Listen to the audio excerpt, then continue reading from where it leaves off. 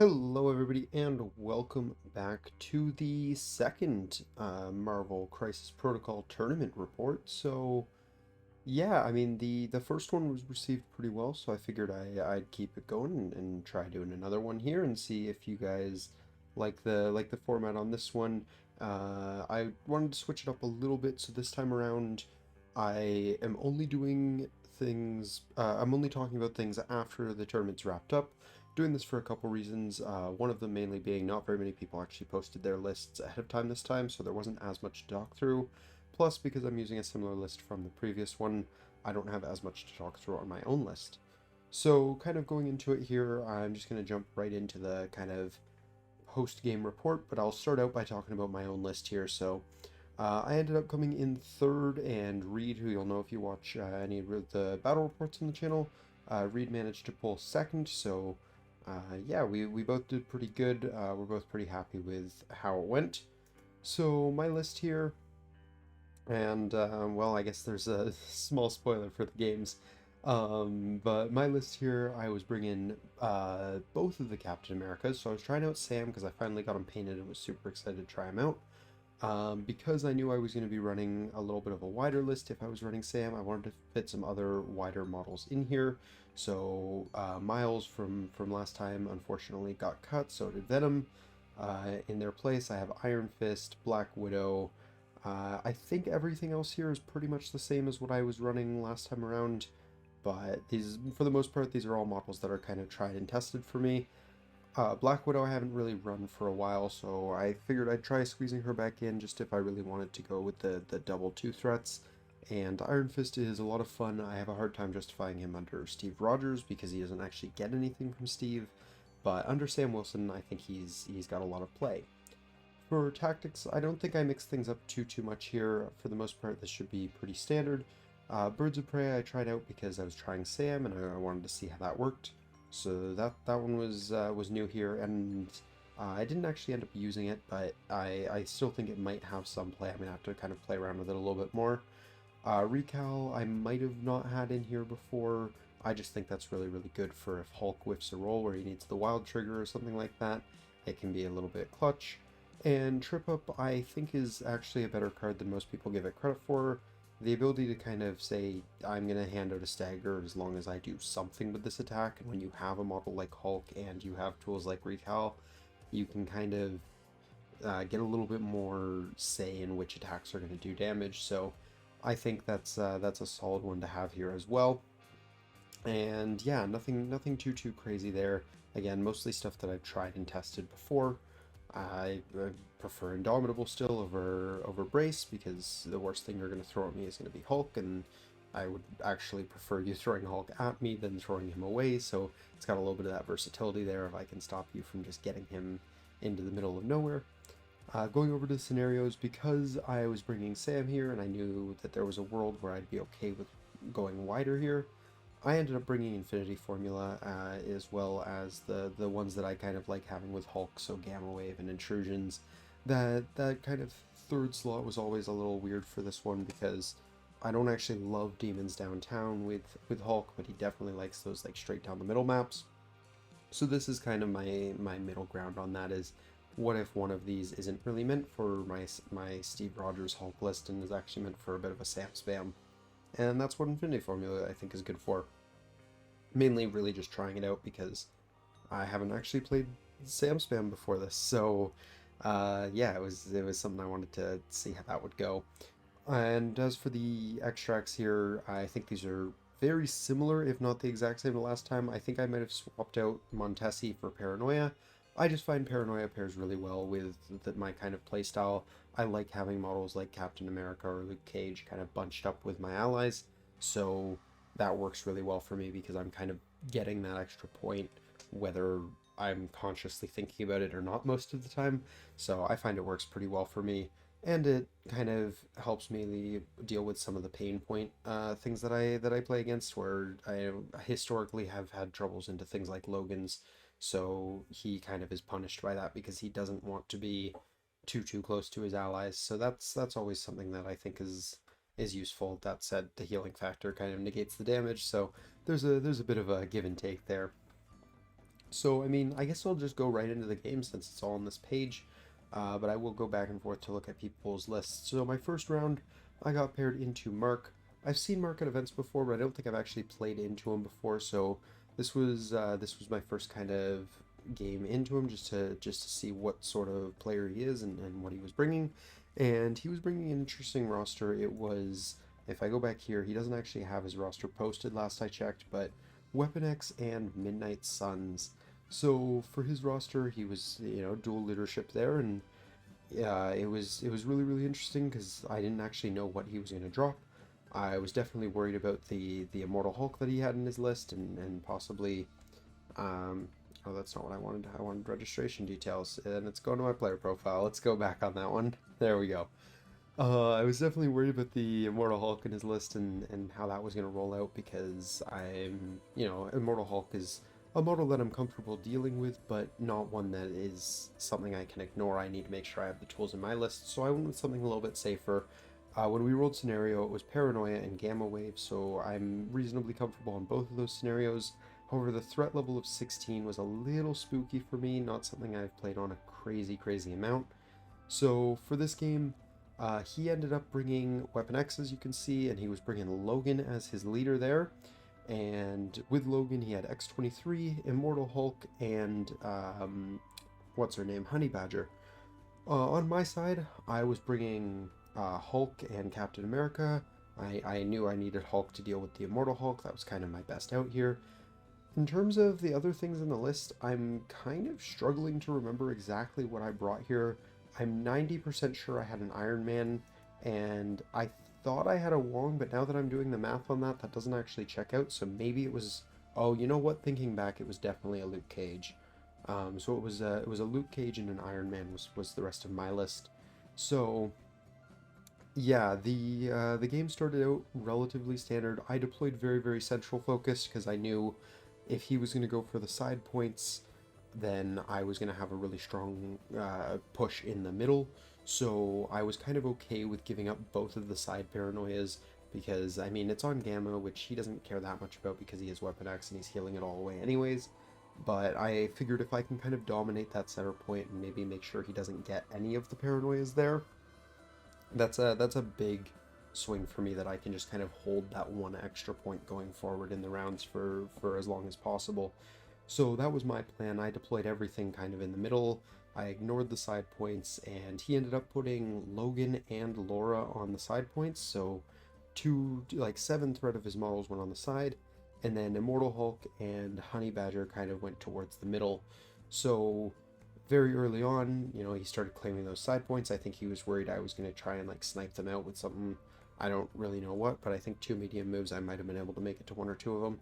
So he went for those pretty quickly.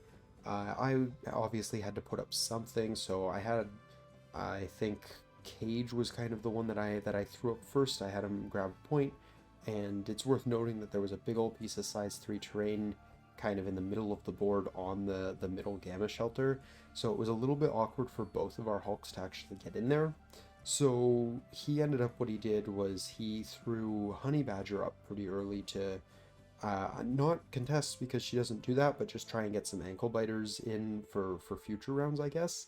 I tried to punish it with Iron Man. He whiffed the repulsor blast, so I instead had Hulk come in and just kind of one tap her off the board because it's Honey Badger, and that's kind of what Hulk does. I don't know if I actually downed her in the one punch, but I got the push trigger at the very least and kind of just said I don't actually care about this model for now. So Hulk was sitting pretty over there, Luke Cage was sitting over there, and I ended up being able to grab both the paranoias. Cap also moved up to the middle. So exactly as I kind of had expected that to go, if he went for the sides, I was able to have this solid lead in the middle where his side guys weren't able to get any bonus points because they were too far away from their allies, and I had a solid lead in the middle, so I ended up getting the bonus point and the middle point, which was huge. His Immortal Hulk, I think he decided to kind of hang back with the first turn because he was worried about getting or having my Hulk just kind of come in and say, no, you're out of here. So his Immortal Hulk ended up scoring his back point that turn, which, I mean, somebody had to. That was kind of one thing I noticed right away with that as well, was that he didn't have a great back point model while I had Iron Man to set on mine. And that lead kind of carried me through the rest of the game. I mean, Logan and X-23 both came in, and Logan did a lot of work. He one-tapped Cage from basically full. He was full minus the paranoia, but after that it was pretty downhill for him. My Hulk was consistently able to usually daze one model and then gamma leap towards his Hulk and throw it away, and basically I kept his Hulk at his deployment line for most of the game. So, I was basically a threat up there, plus the fact that my Hulk wasn't actually wasting any time punching his Hulk. So it was, he finished, Honey Badger was out of the game, I think early round three, and then my Hulk also ended up taking like a daze on Logan or something like that.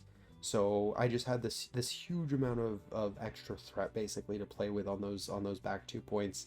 Meanwhile, my Hulk was just keeping his Hulk busy, and that's a trade I'll take any day. So, it was a good game. It lasted a while still, because he definitely did have a turn where he kind of swung back and dazed a couple of my models that I wasn't ready for him to daze, but I was able to keep his Hulk at bay pretty well, and just had more threat than him in the main points of the board. So going into round two, I got paired into Reed, and this was a incredibly close game where I made a couple misplays that I think kind of cost me the game. So Storm X-Men versus Steve Rogers Cap. We were playing on Spider Infected, which I'm not super comfortable with, but we were also playing on Intrusions, which is one of my favorite scenarios in this game. Also playing at 19 Threat, which has a very tried and tested list for me. So for 19 Threat, I was running Steve Rogers, Hulk, which is the first 10. Iron Man was in there, bringing me up to 13, and then Wong and Rhino brought me up to 19. So it's a bit of a tried and tested list. Like I said, I've run this a few times.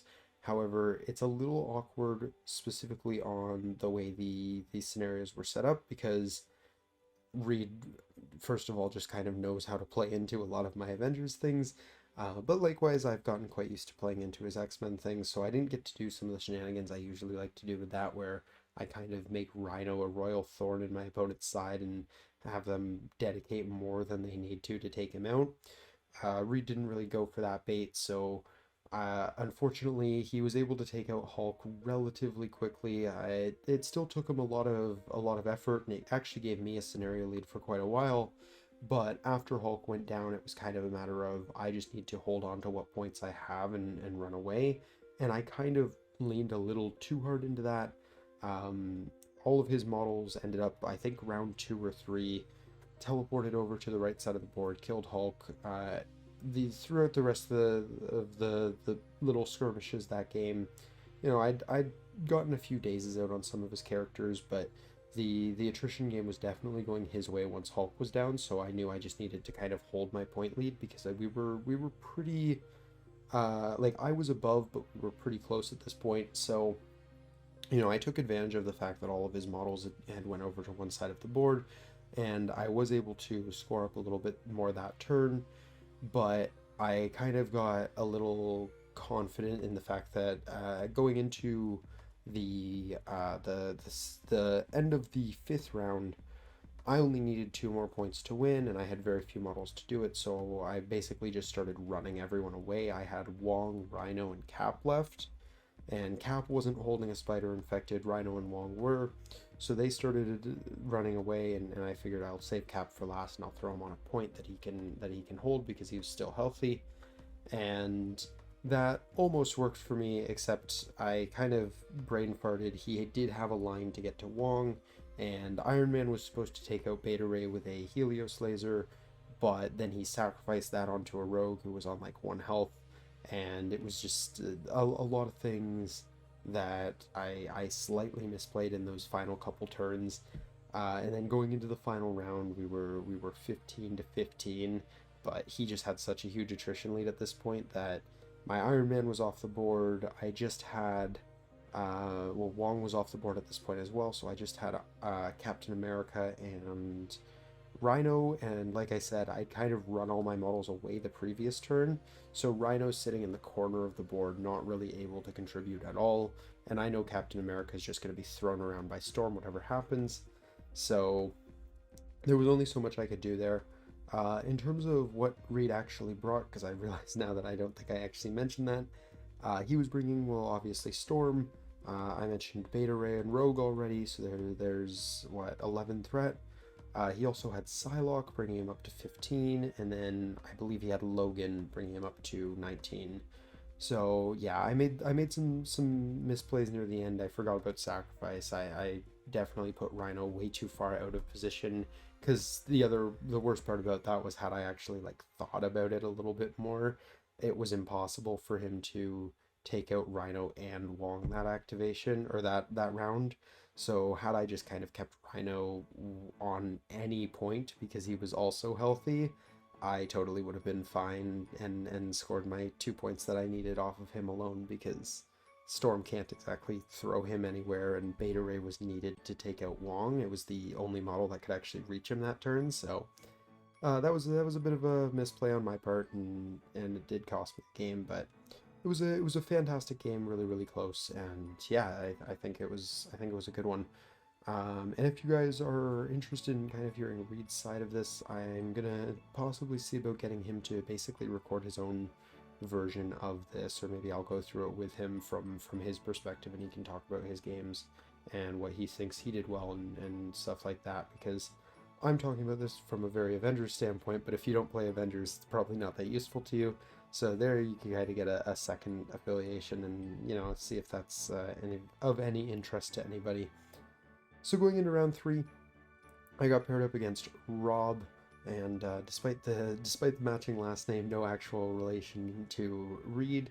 But Rob is a great opponent. I've played against him before in previous events, and yeah, he was a really good game last time. He was a really good game this time. Great person to play against. We rolled up Fear Grips World and Riot Spark. So let me just look at Rob's list here to refresh myself. So he was playing Hydra, which is not what I played against him in previous events. So that was cool to see. I wasn't really sure what to expect here. I haven't played against a crazy amount of Hydra, but he had a lot of interesting things in here. For splashes, it looks like he had Scientist Supreme MODOK, Immortal Hulk, Crimson Dynamo, and Pyro, which are all really interesting, excellent splashes. And going on to his tactics, it looks like mostly stuff you'd kind of expect given the splashes. One below all, which I saw a couple times this tournament, and yeah, no, this was it was a good game. We ended up rolling into Hammers and Riot Spark over Extremis, so it was a little bit more spread out than I usually like with my Hulk list. But I think what kind of sealed the game for me was that it was also a little bit more spread out than what he wanted. So I decided to play it safe and go with my Hulk list, because I'm not comfortable enough with the Sam list to really go for a Sam list into a unfamiliar Immortal Hulk Hydra list. I wasn't super confident going into that matchup, so I wanted to make sure I was still playing Steve here, so I brought, I think it was Steve, Hulk, Iron Man, Iron Fist, interestingly, even though it was running Steve, and I don't regret it there, and Wong. I feel like there's a chance I'm missing someone. So Steve and Hulk is 10, Wong is 12, Iron Fist is, and Iron Man brings me up to 18. So no, that checks out. I don't know if I mentioned Iron Man before, but he was there.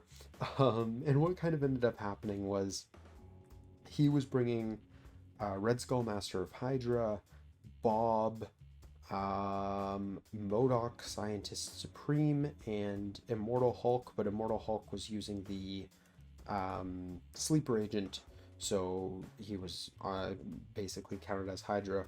Although now that I think about it, I don't know if he counts as Hydra for the squad building when you do that, so I'm not even 100% sure he was affiliated. Maybe MODOK's affiliated, and either way, neither of us caught it, so no big deal. But yeah, so we both deployed kind of very, very centrally, and I noticed very quickly he was kind of ignoring one of the side points. So I had put one model to go for one of the for each Extremis console. I think I had Iron Fist going for one and Iron Man going for the other. And he had deployed pretty much everything centrally or the one that Iron Fist was going for, and he didn't really give anything over to the side that Iron Man was on. So that was an interesting choice on his part, because on one hand it could work out kind of like what I did in my first game, where I kind of was like, well, if I ignore one point, but I focus really hard on the other one, I can end up getting. Oh, I totally clicked on my player profile again instead of my list. Um, I can end up kind of dominating that one side, and it won't really matter that I lost those two other potential points. In this case, that was not the case. He went really hard onto the right side, Extremis and Hammer, but I went pretty much equally hard into it, while Iron Man was able to just kind of sit on the left side holding a hammer and an Extremis the entire game. So that game went to, I believe, 4 rounds, and Iron Man scored a total of 8 points that game, which was absolutely huge.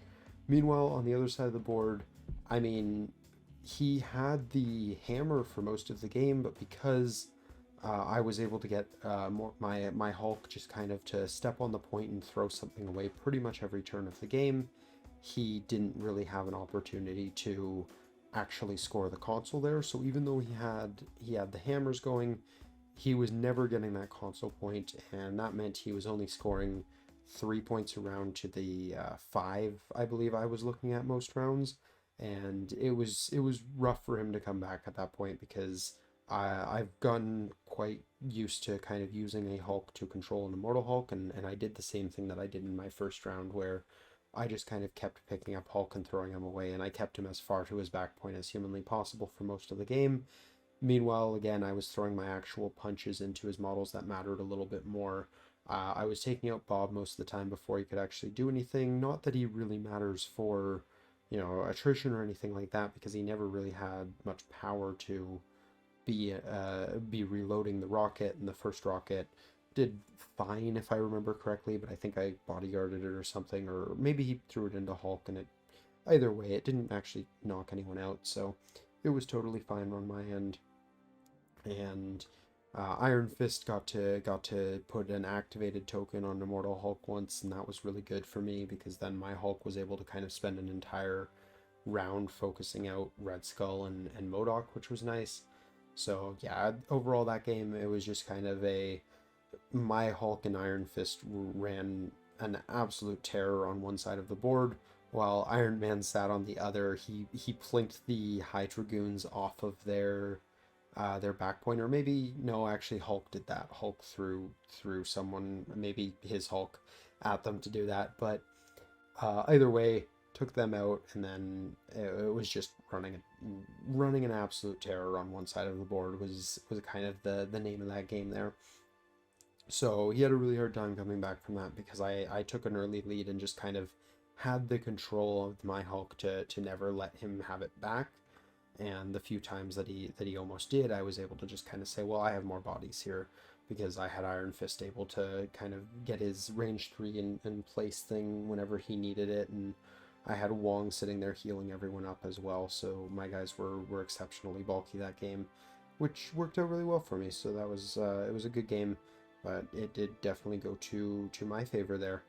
So going into round 4, feeling pretty good about things at this point. I'm going 2-1, so worst case I go 2-2, and that's kind of what I aim for. So I was pretty happy going into this final round. And then I saw I was paired up against Dutch again here. So he is the player, if you watched the previous tournament recap, who snagged first place from me in the previous one.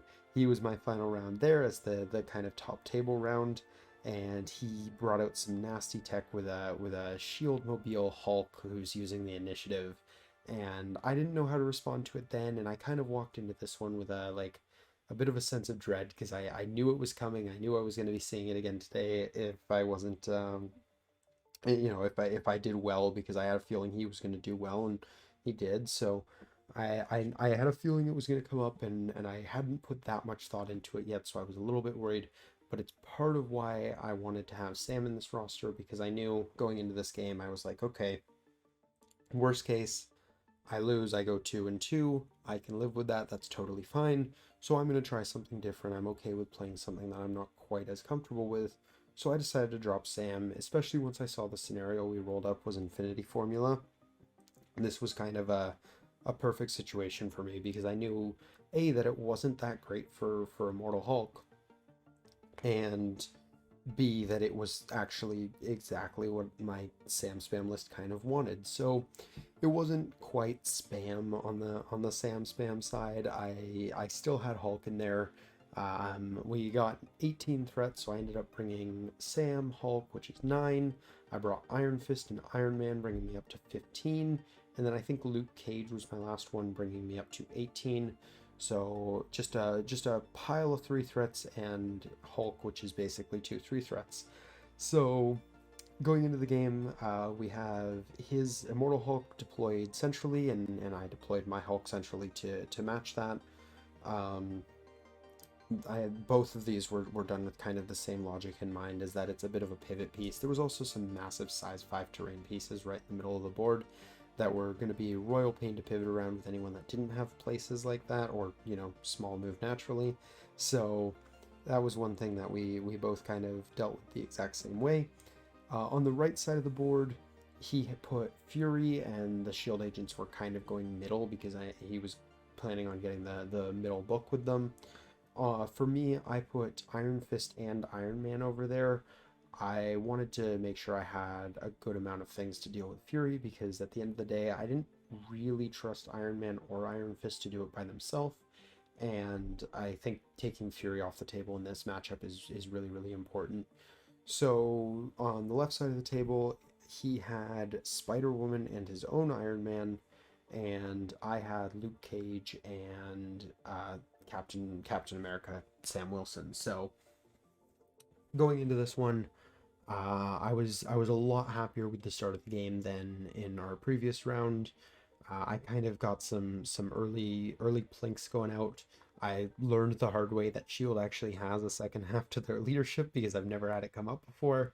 So I got a bunch of push triggers on him on that first turn that just didn't matter, but it was fine because I was still plinking out some damage, and I think it was Iron Man got like 2 or 3 damage on Fury turn 1 with a Friday AI repulsor blast, and then when Sam came up to throw a shield at Spider-Woman, who was just barely in 3, and then it bounced into Iron Man, he ended up doing something like 2 damage to Spider-Woman and 4 damage to Iron Man, which was absolutely absurd for just a 4-dice shield throw.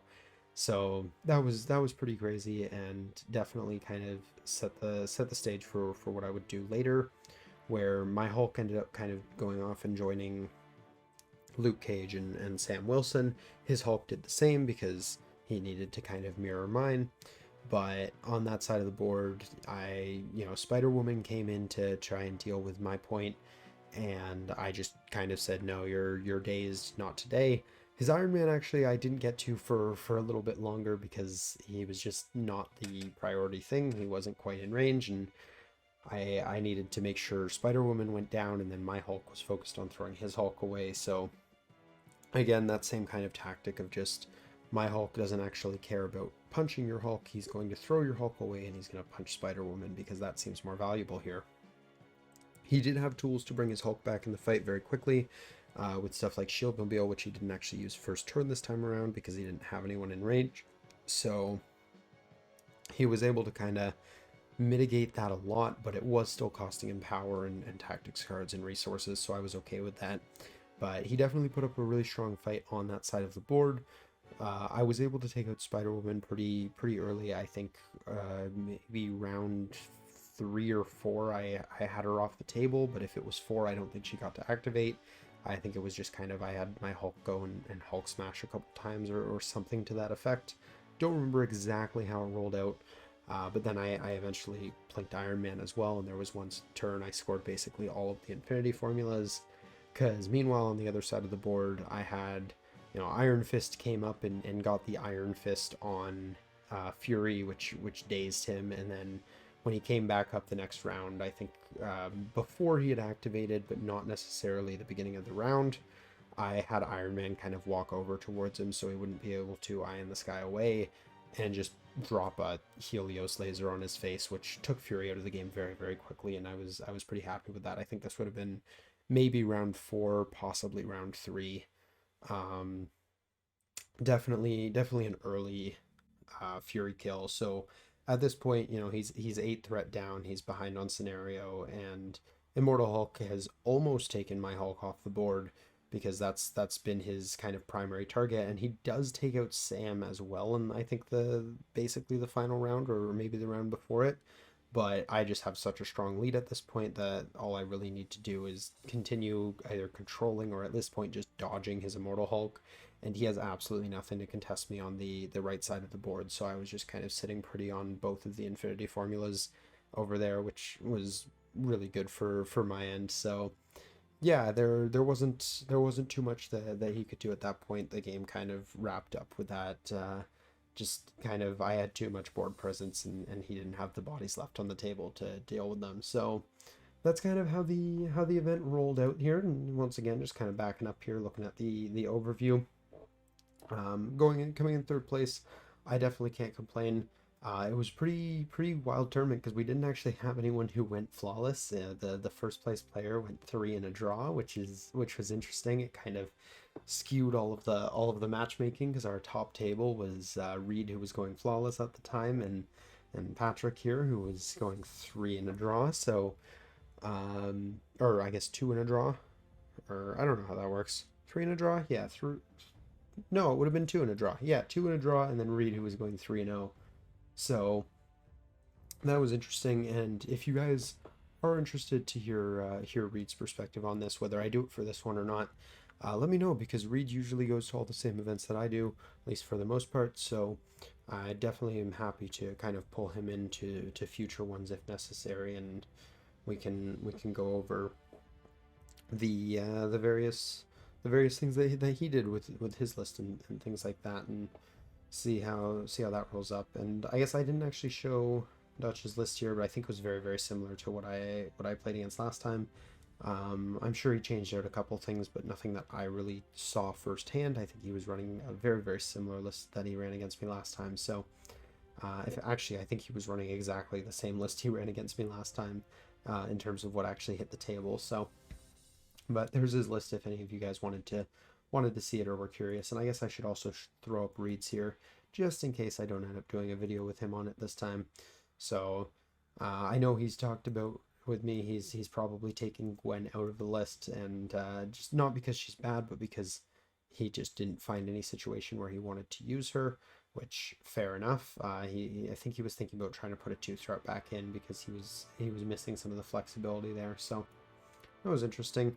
In terms of my own list, kind of in retrospect, I think Widow's coming out. I never felt like I wanted to run the double 2-threat. I'm also kind of hovering over Spider-Woman right now. I'm not 100% sure how I feel about her staying in the list. I love the model. I love everything she does, but I'm having a really hard time justifying over a Rhino in most games. And between Iron Man and Luke Cage, most of the time I'm leaning towards not running 2 4-threats, because that's a lot of threat that could be used towards models like Iron Man and Luke Cage. So, because those are just models that I run all the time and I have a great time with almost every time. So we'll see. But I think for now, yeah, I think Black Widow at the very least is probably coming out of the list. Having 2 threats is just a little unnecessary. We'll see what I replace her with. Right now I'm kind of undecided on that one. But yeah, no, I think this was a really good event overall. Props to Daredevil here for running the event. He runs most of the ones at this store, but he does a great job every time. It's always a good time, and there's a pretty good turnout here, 12 people. So that was a lot of fun, and yeah, I look forward to the next one. So, as always, let me know if you guys are enjoying the series. Let me know if there's anything you guys think I could do better to make it more entertaining. I'm happy to see right now that just looking at the recording time, I've cut down on the length at least a little bit. I think not doing the ramble before and after the tournament helps, But if you guys prefer the longer format where I do both, then let me know. I'm happy to go back to that. I just kind of trying out different things, see how they do, and see what you guys like more. So yeah, I think this was a great event, and I hope you guys took something out of this video. Whether you're trying to improve your own game, whether you're trying to learn more about kind of what's being seen in different metas and things like that, or if you're just interested in looking at the kind of competitive scene and hearing about different more competitive games. I do tons of these tournaments, so I can definitely do more of these videos going forward. Maybe not back to back like this one, where I've got it coming out the week after the previous one, but hopefully I can keep going to these things at least, once a month or something like that. And my local store is even running leagues now, so I might be able to consistently get maybe some league reports up. And I don't know if I want to do those as like a game by game basis or wait till the end of the league and talk about all of them. But I have the memory of a goldfish, so I don't know if that's going to be a great idea, because I'm already forgetting tons of things about this tournament, and that happened, well, I guess 2 days ago, because it's now past midnight on the Sunday afterwards, but not that long ago is the point. So, but yeah, I think there's not much more that I have to talk about for this event. So, like I said, leave any suggestions, comments, or anything like that down below. Love to hear what you guys think. And otherwise, until next time, peace.